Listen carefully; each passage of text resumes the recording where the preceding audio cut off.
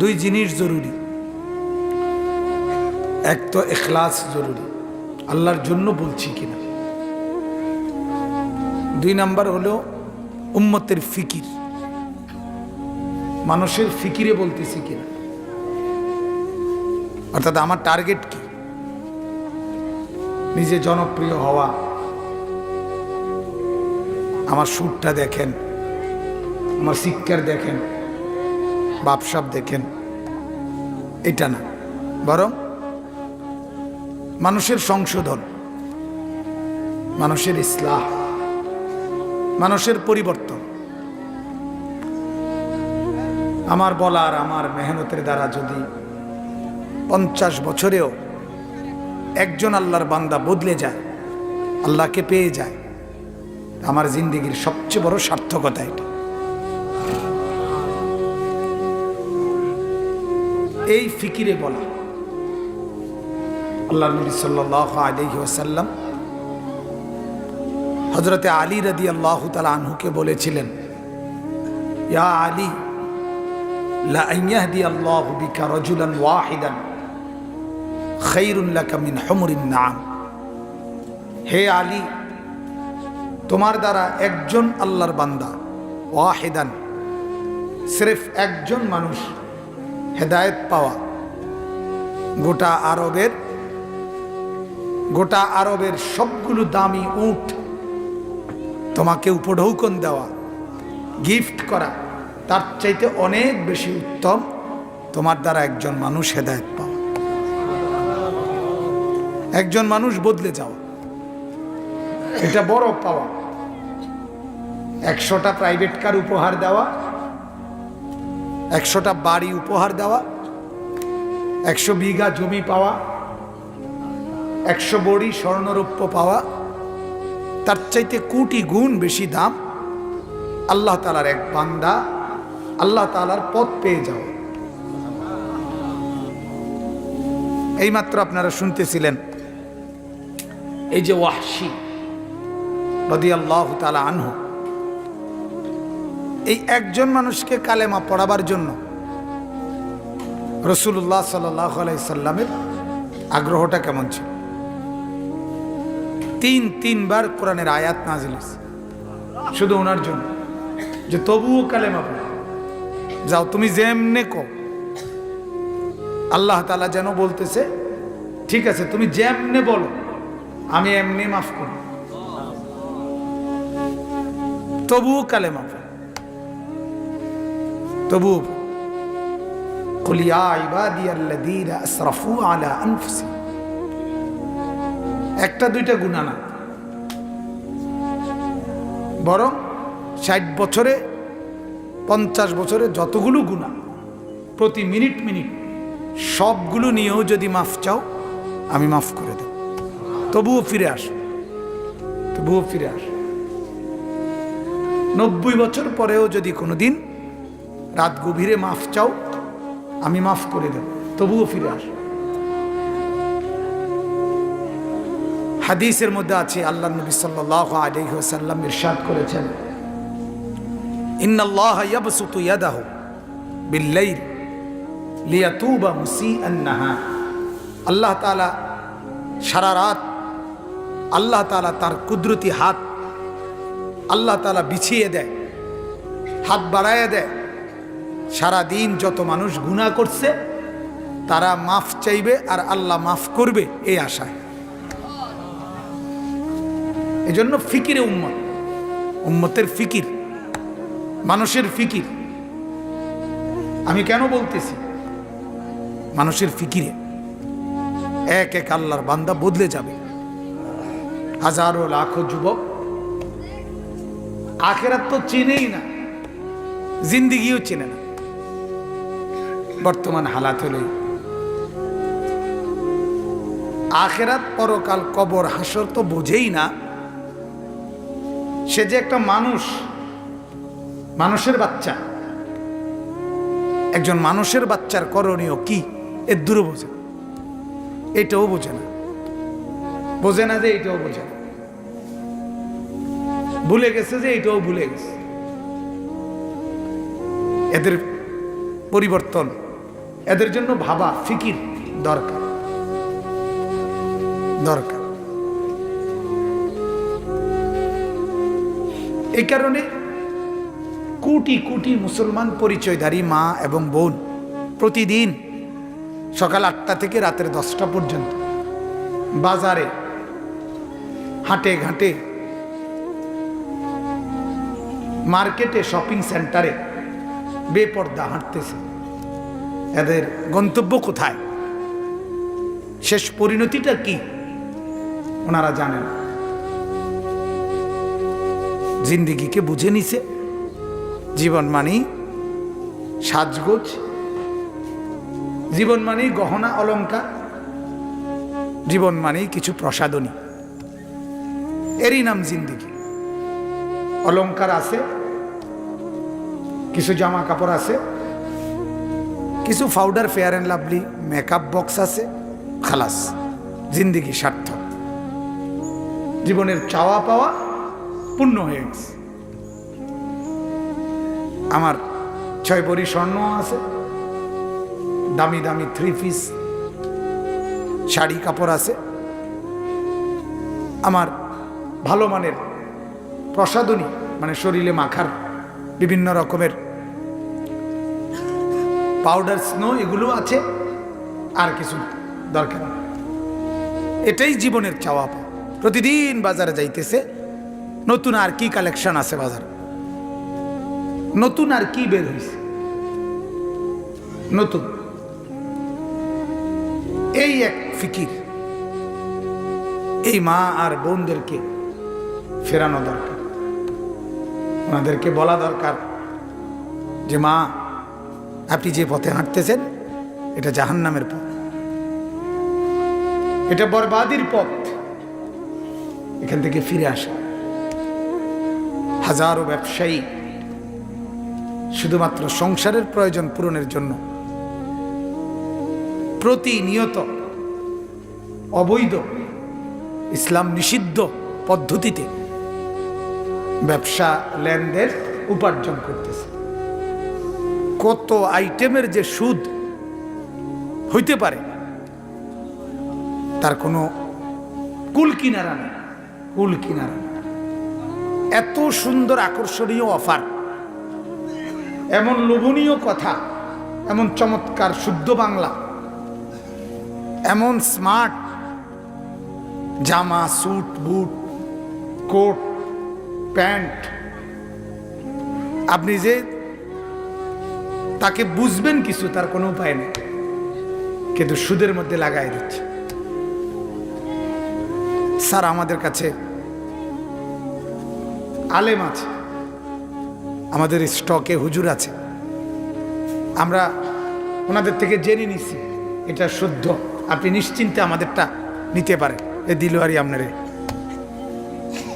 বুঝেন না, হুজুর আছে ওনার স্টকে, হুজুর ফোটলার মধ্যে ভরে রাখছে।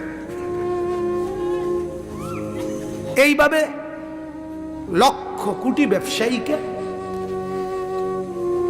অবৈধ উপার্জনের পিছনে লাগাই দিছে নেশার মতো। এদেরকে ফেরানো দরকার। যদি বলেন এত কিছু করা সম্ভব আপনার পক্ষে, আমার পক্ষে কিছুই করা সম্ভব না, আমার পক্ষে কিছুই করা সম্ভব না। আমার দায়িত্ব সম্ভব করা না, আমার দায়িত্ব মেহনত করা। কথা বলেন না, আমার দায়িত্ব কি? মেহনত করা, সম্ভব করা, এটা দায়িত্ব আল্লাহ তাআলা। নবীকে আল্লাহ তাআলা বলছে আপনি দাওয়াত দেন, ইন আলাইকা ইল্লাল বালাগ, আপনি শতভাগ আস্থা নিয়ে আপনি পৌঁছে দেন, হেদায়েত আমি দেব। এই মানসিকতা নিয়ে আলহামদুলিল্লাহ ওলামায়ে কেরাম মাঠে ময়দানে কথা বলে। উম্মতের ইসলাহ দরকার, যুবকদের পরিবর্তন দরকার, মা বোনদের পরিবর্তন দরকার, ব্যবসায়ী, চাকরিজীবী, উপার্জনকারী, তাদের ইসলাহ দরকার। মুরব্বীদের হালাত কি? মুরব্বীদের এক জিন্দিগি, অবসর 20 বছর, অবসর 25 বছর, সেই 50 বছর বয়সে উনি অবসর হয়ে গেছে, 55 বছর বয়সে অবসর হয়ে গেছে, 70-75 বয়সে মারা গেছে হয়তো। এই 20-25 বছর এক জিন্দিগি কিসের উপরে? খানা, পান, বিড়ি, পেঁয়াজু আলুর চপ, আপেল মালটা, চায়ের দোকান, টেলিভিশন, গল্প গুজব, শুধু সবার বদনাম। মেম্বার বালানা, চেয়ারম্যান বালানা, বেডা বালানা, বেডি বালানা, এতে বালানা, হেতে বালানা, মানে শুধুমাত্র চাচাজান উনি ছাড়া আর পৃথিবীতে কোনো ভালো মানুষ নেই। শেষ উনি শেষ ভালো লোকটা পৃথিবী থেকে রয়ে গেছে, কোনো রকমের টিকা রয়েছে। যদি উনি মারা যায় পৃথিবীতে আর কিছু রইল না রে। সবাই মিললে যাতে উনি যাতে না মরে, এই জন্য সবার দায়িত্ব উনারে আপেল মালটা ভালো করে খাবে না, যাতে কাকু যাতে না মরে। কারণ বাকি তো সব শেষ, বালা তো হেবড়া এসব। এই পাগলামি করে বৈশা বৈশা এই এক জিন্দেগি। এভাবেই আসরের থেকে বা দুপুরের খানার পর থেকে রাত পর্যন্ত, রাত 10টা, এই যে জিন্দেগি। আমার ভাই, আমার চাচা, আমার মুরব্বী, জওয়ান বুড়ো সবার কাছে বলি, এটার নাম জিন্দেগি না। সারাক্ষণ তামাশা, সারাক্ষণ গল্প, সারাক্ষণ ফুর্তি, সারাক্ষণ নারী, সারাক্ষণ নাচ গান, সারাক্ষণ সিনেমা নাটক, মোবাইল, অশ্লীল ছবি, এটার নাম জিন্দেগি না। এ জীবন আর হায়ওয়ানের জীবন কোনো পার্থক্য নেই। যে জীবনে সেজদা নাই, যে জীবনে গোলামি নাই, যে জিন্দেগিতে আল্লাহ তাআলার ইবাদত নাই, যে জীবনে হালাল হারামের পার্থক্য নাই, ওটা কোনো ইনসানের জিন্দেগি না, হাইওয়ান এবং জানোয়ারের জিন্দেগি। আপনি দেখেন তো, কোন বিড়াল, কোন গরু, ছাগল, কুকুর, বিড়ালের জন্য হালাল হারামের কোনো বিধান নাই, আছে? বলেন, একটা বিড়ালের জন্য সর্বোচ্চ কয় ঘরের কাঁটা খাওয়া হালাল আর কোন ঘরের কাঁটা খাওয়া হারাম? আসেনি এমন কোন আইন? আপনার 14 গোষ্ঠী শুনছিনি? নাই। গরুর জন্য কোনো আইন নাই, হালাল হারামের বলতে কোনো বিধান নাই, যা মন চায় তাই করে। কেন? জানোয়ার যে, কথা বলেন না কেন? কেন করে? যা মন চায় তাই করে। কেন করে? সে তো জানোয়ার।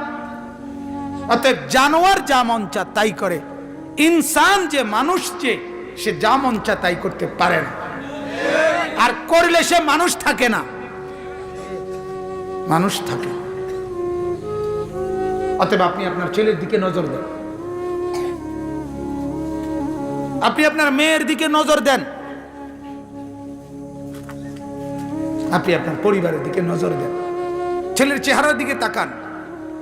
নামাজ না পড়তে পড়তে চেহারা এটা মানুষের সুরত রয়েছে নি, আপনার বেডির দিকে আপনি তাকেন। বাজারে ঘুরতে ঘুরতে এটা আর মানুষ আছে নি, দেখেন।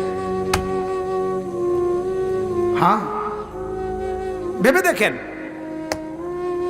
হায় হায় মুসলমান, জীবন শুধু মনে করছেন জীবন মানে জীবনের সব মেহনতের মূল উদ্দেশ্য সোফা আর খাট পালং, বাড়ি আর বিল্ডিং, টাইলস আর মোবাইল, জমি আর গাড়ি, এই কয়েকটা জিনিস ব্যবস্থা করা, এটার নাম জীবন না। আল্লাহর কসম, এটার নাম জীবন না।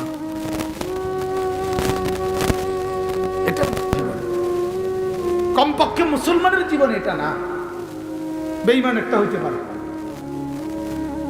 বেঈমানের জিন্দেগি হইতে পারে। আল্লাহ তাআলা কোরআনে বলছে, যারহুম ইয়াকুলু ওয়া ইয়াতামাত্তাউ, কাফের আর বেঈমানদেরকে ছেড়ে দাও।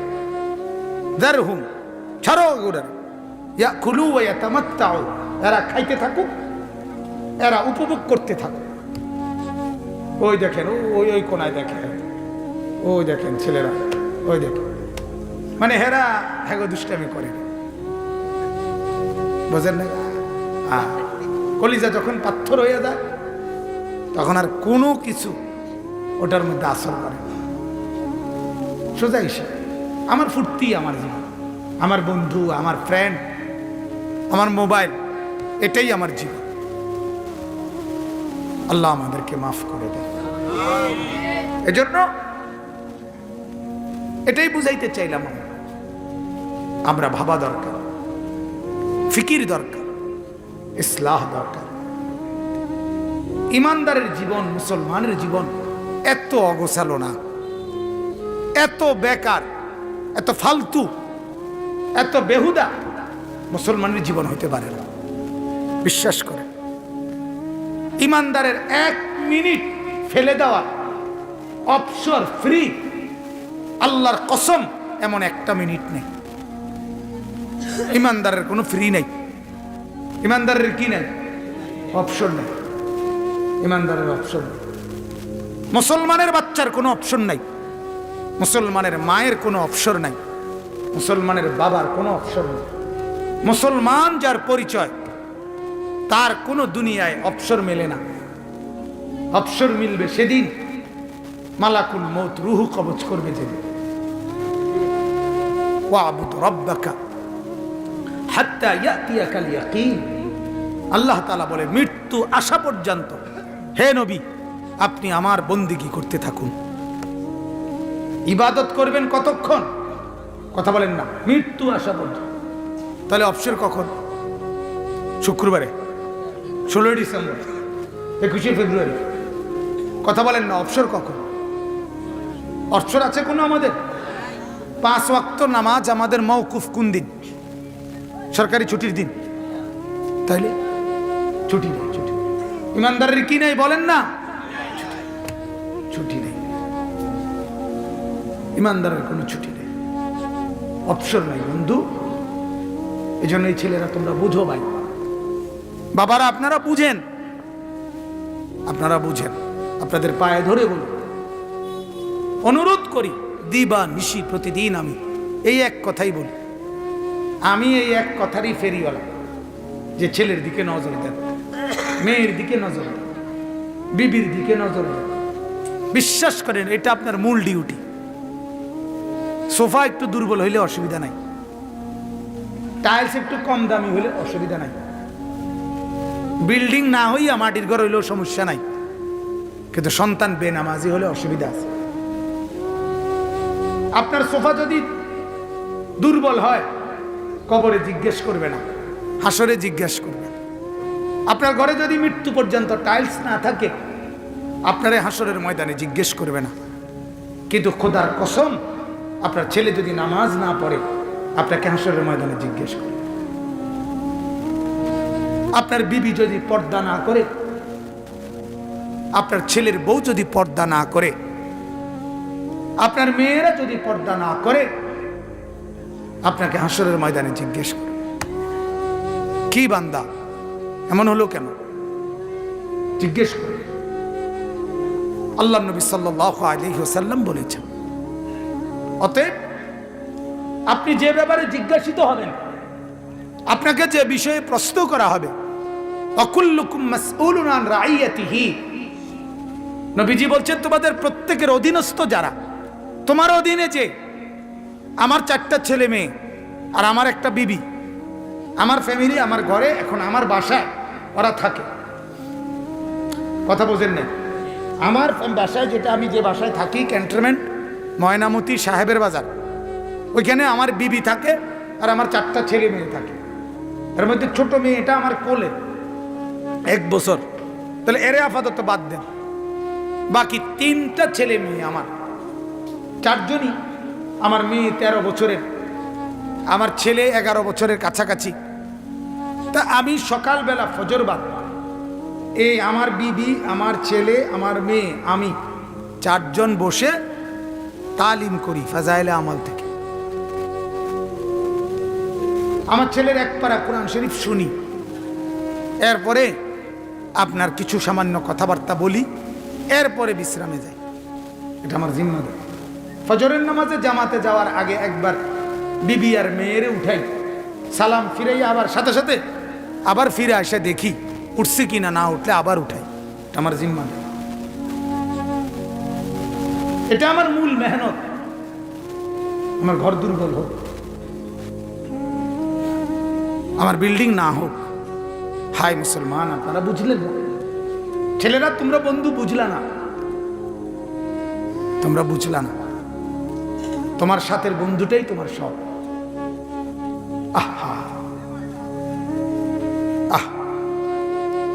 আজকের পত্রিকায় তো আসছে, আজকের পত্রিকায় আমি নিজ চোখে দেখছি, নয়া দিগন্ত পত্রিকার প্রথম পৃষ্ঠায় প্রধানমন্ত্রীর বক্তব্য প্রধানমন্ত্রীর নামে লিখছে।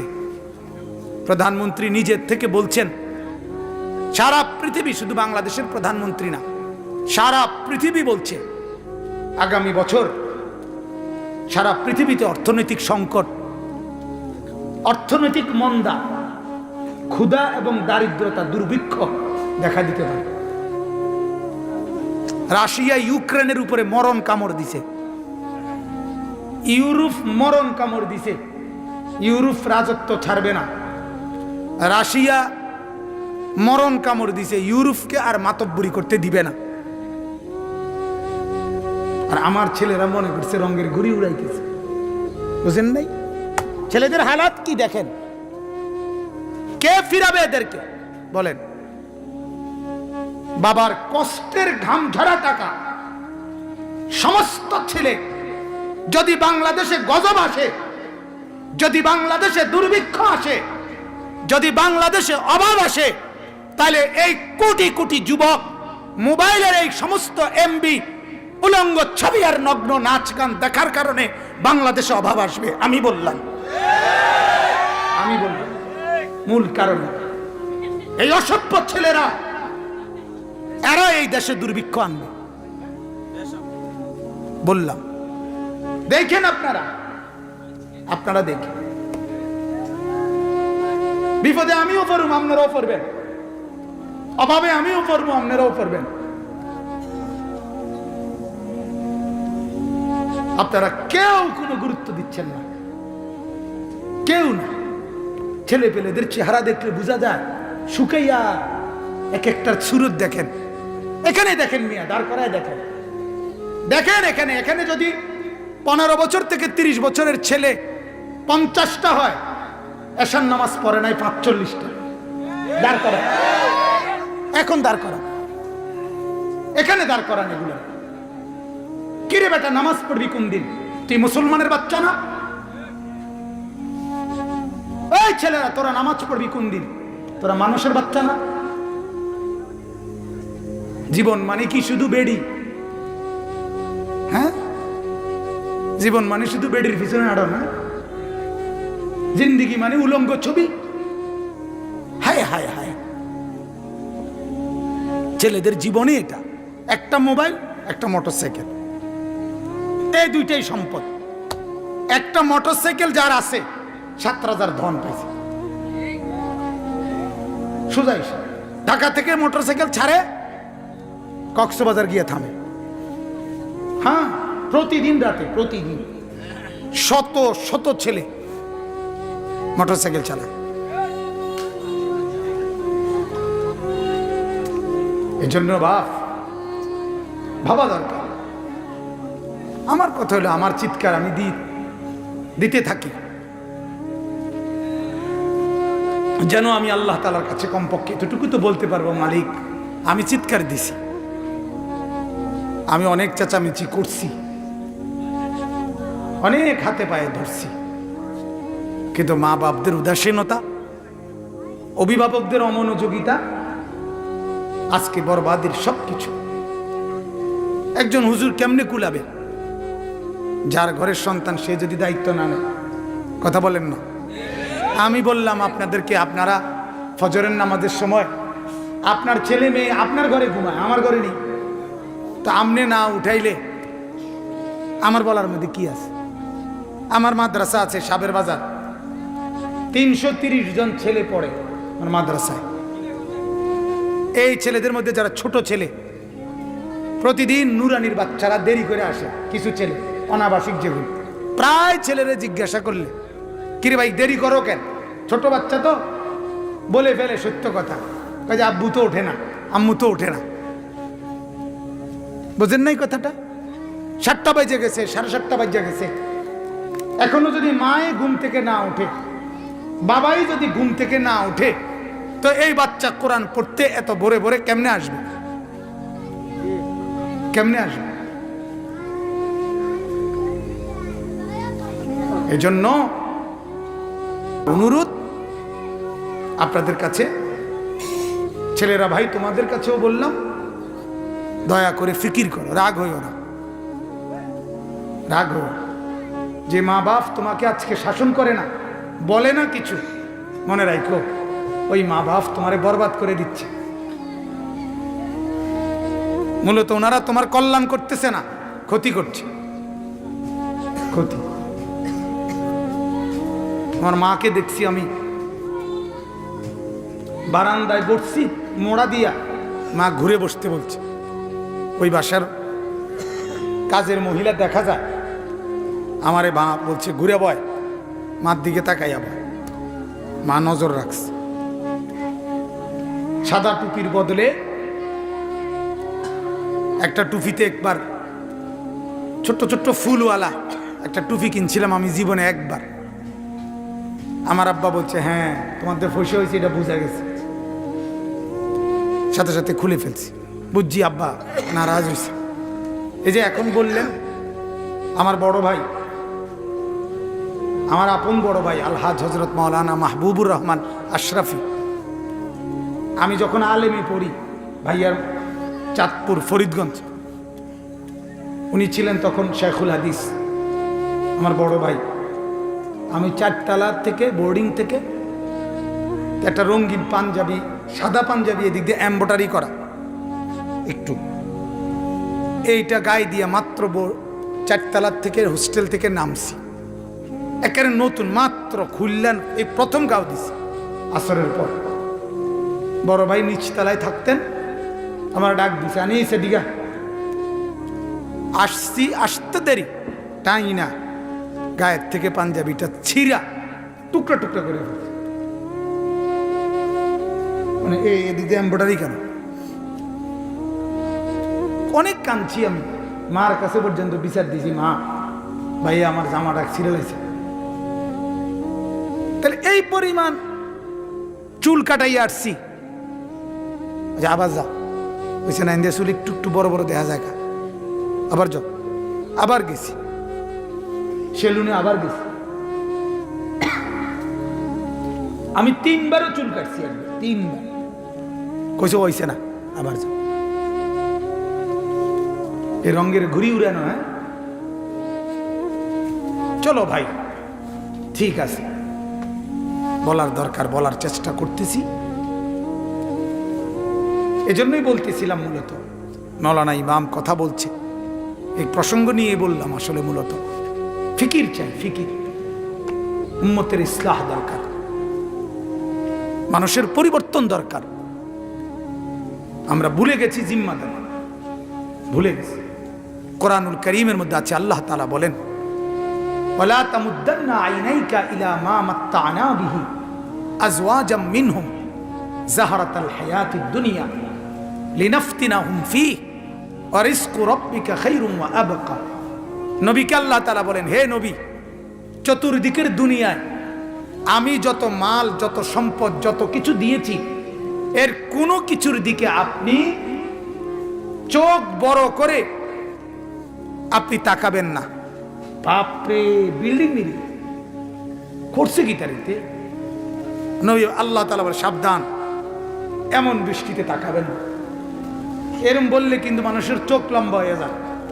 মানে দেখবেন এরকম সুন্দর বিল্ডিং তো তাকায়, বাপরে কিতের এইটা বললে চোখ কি হয়, মানে টানা খায়। আল্লাহ তাআলা নিষেধ করছে, লা তামুদ্দান্না আইনাই, চোখ বড় করবেন না, চোখ লম্বা করবেন না দুনিয়ার এই সম্পদগুলো দেখে। কি করবেন? আল্লাহ তাআলা বলেন ওয়া'মুর আহলাকা বিস-সালাহ ওয়াসতাবির আলাইহা। হে নবী, বরং আপনি আপনার পরিবারের সদস্যদেরকে নামাজের আদেশ করুন এবং আপনি নিজেও নামাজের উপরে মজবুত থাকুন। তো আল্লাহ তাআলা বলে, বন্ধু যদি বলেন রিজিক আসবে কোত্থেকে, আল্লাহ তাআলা বলে লা নাসআলুকা রিজকা, আপনার কাছে আমি রিজিক চাই না, নাহনু নারযুকুকা, বিশ্বাস করেন আমি আপনাকেও দেব, আপনার বংশধরকেও দেব, রিজিক আমি দেব। আমি মরে গেলে তোরা ফুতেরা কি করবি? কেন? আপনার বাপ মরছে আর আপনি যা করছেন, আপনি মরলেও আপনার ফুতেরা তা করব। কথা বলেন না কেন? আপনাদের বাপ মরছে না, তো আমনে বাপ মরার পরে আমনে কেমনে চলছেন? কারো বাপ মরলে এরপরে ফুতে এমনি সাথে সাথে মরে যায় অটো।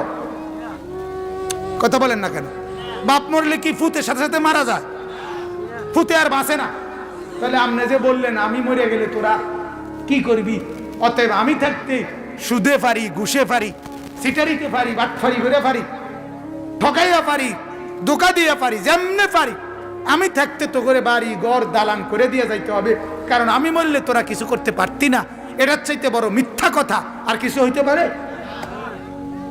আপনি কি বললেন? এটা কি বুঝাইলেন আপনি? আল্লাহ তাআলা প্রত্যেককে উপার্জন করার মতো যোগ্যতা দিয়েই তো পৃথিবীতে পাঠাইছে। উপার্জন যদি না করত, পৃথিবীতে যদি প্রজন্মের পর প্রজন্ম পৃথিবী যদি আবাদ না হইতো, এই চাষাবাদ কৃষি ব্যবসা যদি না থাকতো যুগ যুগ ধরে, তো পৃথিবী এই পর্যন্ত আইতো? সেটা তো আল্লাহ তাআলার কুদরতি নিজাম, এটা তো আল্লাহ তাআলা করাবেনি। অতএব আমার প্রসঙ্গ এটা ছিল না। মূলত আমি একটা আয়াত পড়ছি, ওই আয়াতটার উপর অল্প একটু কথা বলবো। এটা শুধু এতক্ষণ লাগাইয়া বললাম। আপনাদের কাছে অনুরোধ, শুধু আমার বিশ্বাস যে 100 মানুষের কাছে বললে হয়তো একজন তো ভাববে, আর একজনও যদি ভাবে আমার আখিরাতে নেকি আসবে। আল্লাহ তাআলা আমাদেরকে বুঝার তৌফিক দান করুন।